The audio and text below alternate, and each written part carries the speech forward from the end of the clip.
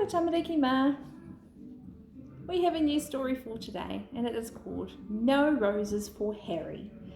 In this story, could I just say, I used to read this story when I was at primary school, and I used to go to Te Whare school, and we had this book when I was at Te Whare school. So I found it in our library today, and I thought, I'm going to read that to our tamariki. So this book is written by Jean Zion, and so Jean is the author, and Margaret Graham is the illustrator. She did the pictures. No Roses for Harry.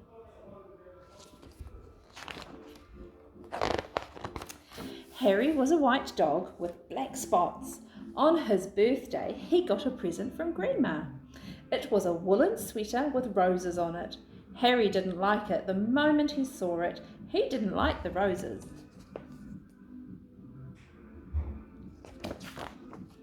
When he tried it on, he felt cosy and snug, but he still didn't like the roses. He thought it was the silliest sweater he had ever seen.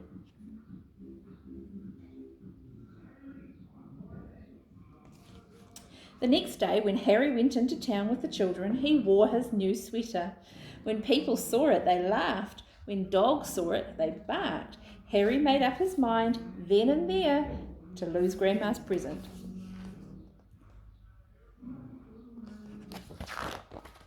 When they went into the big store to shop, the children took off his sweater and let him carry it. This was just what Harry wanted. First, he tried to lose it in the pet department.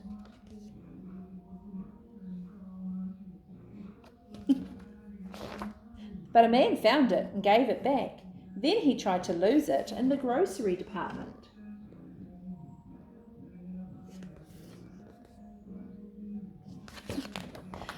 But a lady found it and gave it back.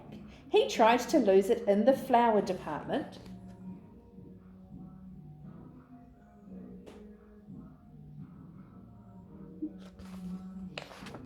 But a little boy found it and gave it back.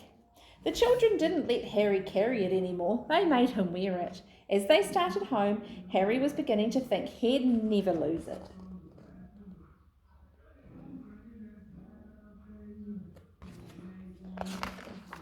When he got home, his friends were waiting to play with him, but Harry didn't feel like playing, so they left him alone.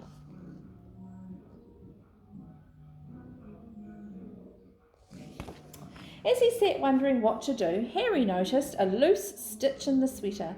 He pulled at the wool, just a little bit at first, then a bit more and a little bit more. Harry didn't know it, but a bird was watching.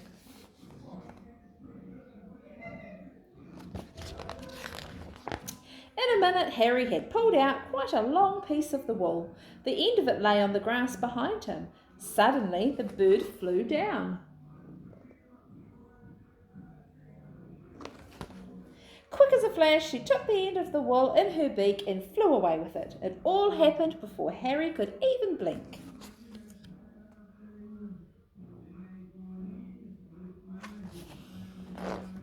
The sweater began to disappear right before Harry's eyes. First one leg, then the neck, then the other leg, then the back, and finally,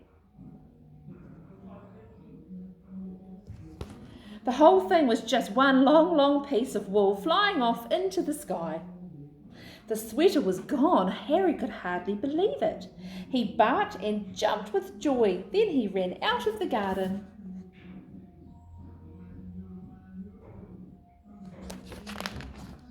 He ran down the street, barking thank you to the bird over and over again.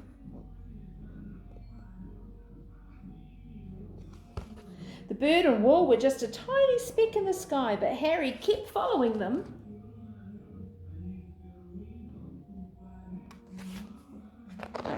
He came home thirsty and tired and was having a drink in the kitchen when the children ran in.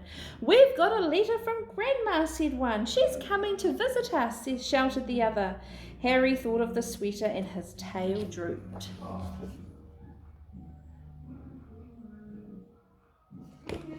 Before Grandma came, the family looked everywhere for the sweater. They wanted her to see how nice Harry looked in it. Of course, they couldn't find it. Only Harry knew why.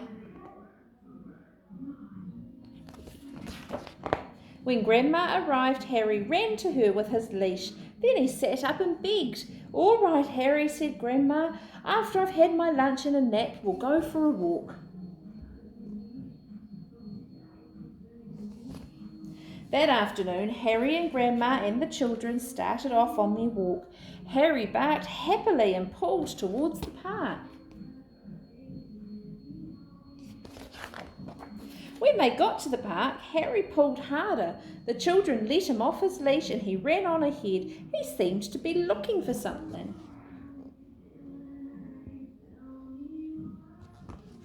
All at once he stopped under a big tree. He looked up and began to bark and wag his tail. Grandma and the children came running.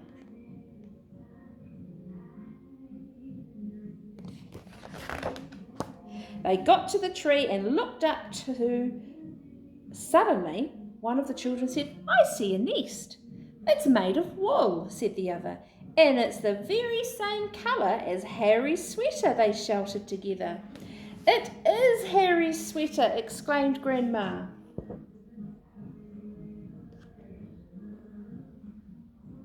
Just then, a bird looked out of the nest. "Look, Grandma, look," shouted the children. "Harry gave his sweater to a bird." "I wonder how he did that," said Grandma. The bird sang and Harry wagged his tail even harder.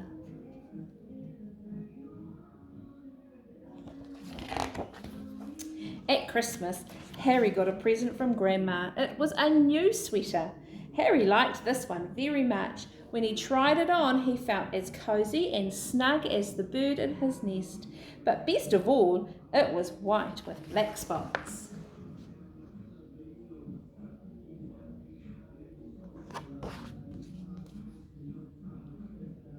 That is our story for today, Tamariki Ma. And you know, because I crochet a lot, I crochet a jacket for my dog Maple, and she wears it sometimes. She's in lockdown, she's eaten quite a bit of food, so she doesn't fit her jacket as much as she used to. She's just a little bit big for it, so we might have to make her a new one, like Grandma made for Harry. I will do that. Yes, that'll keep me busy. We will see you tomorrow, Tamariki Ma. Ka kite a popo.